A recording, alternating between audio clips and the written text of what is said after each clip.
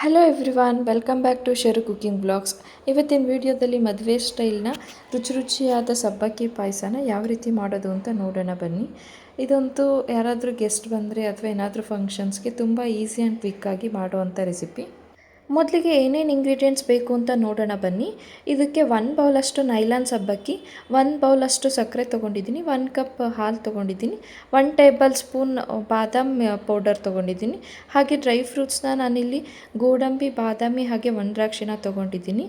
ಮತ್ತು ಕೇಸರಿ ದಳ ಕಂಪ್ಲೀಟ್ಲಿ ಆಪ್ಷನಲ್, ನಿಮಗೆ ಬೇಕಾದರೆ ಇದ್ದರೆ ಹಾಕ್ಕೊಳ್ಳಿ, ಇಲ್ಲ ಅಂದರೆ ಬೇಡ ಪರವಾಗಿಲ್ಲ. ಹಾಗೆ ಫ್ಲೇವರ್ಗೋಸ್ಕರ 2-3 ಏಲಕ್ಕಿನ ಪುಡಿ ಮಾಡಿ ಇಟ್ಕೊಂಡಿದ್ದೀನಿ.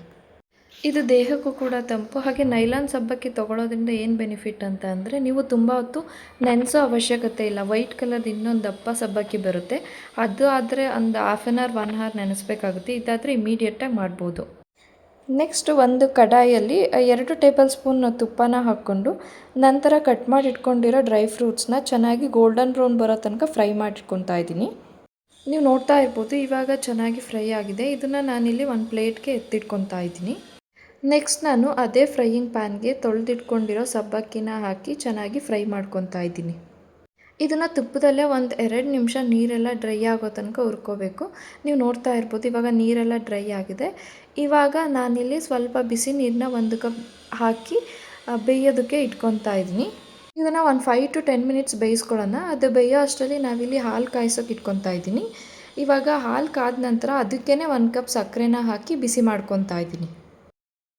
ಬೇಯಿಸೋಕೆ ಇಟ್ಕೊಂಡಿದ್ದ ಸಬ್ಬಕ್ಕಿನಲ್ಲೂ ಅಷ್ಟೇ ಮತ್ತೆ ನೀರೆಲ್ಲ ಡ್ರೈ ಆಗೋ ತನಕ ಬೆಂದಾದಮೇಲೆ ಇದು ಸೈಜ್ ಕೂಡ ಇನ್ಕ್ರೀಸ್ ಆಗುತ್ತೆ. ಆವಾಗ ನೀವು ಅದಕ್ಕೆ ಹಾಲು ಮಿಕ್ಸ್ ಮಾಡ್ಕೋಬೇಕು.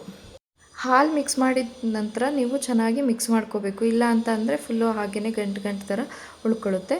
ಇವಾಗ ನಾನಿಲ್ಲಿ ಬಾದಾಮ್ ಮಿಕ್ಸ್ ಪೌಡರ್ಗೆ 2 ಟೇಬಲ್ ಸ್ಪೂನ್ ಹಾಲನ್ನ ಹಾಕಿ ಮಿಕ್ಸ್ ಮಾಡ್ಕೊತಾ ಇದ್ದೀನಿ. ಮಿಕ್ಸ್ ಮಾಡ್ಕೊಂಡಿರೋ ಬಾದಾಮ್ ಮಿಕ್ಸ್ ಪೌಡರ್ನ ಇವಾಗ ಸಬ್ಬಕ್ಕಿ ಪಾಯಸಕ್ಕೆ ಹಾಕಿ ಚೆನ್ನಾಗಿ ಮಿಕ್ಸ್ ಮಾಡ್ಕೊತಾ ಇದ್ದೀನಿ.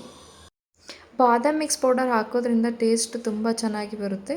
ಟೇಸ್ಟ್ ಎನ್ಹಾನ್ಸ್ಮೆಂಟ್ಗೋಸ್ಕರ ನಾನಿಲ್ಲಿ ಬಾದಾಮ್ ಮಿಕ್ಸ್ ಪೌಡರ್ನ ಹಾಕ್ತಾಯಿದ್ದೀನಿ.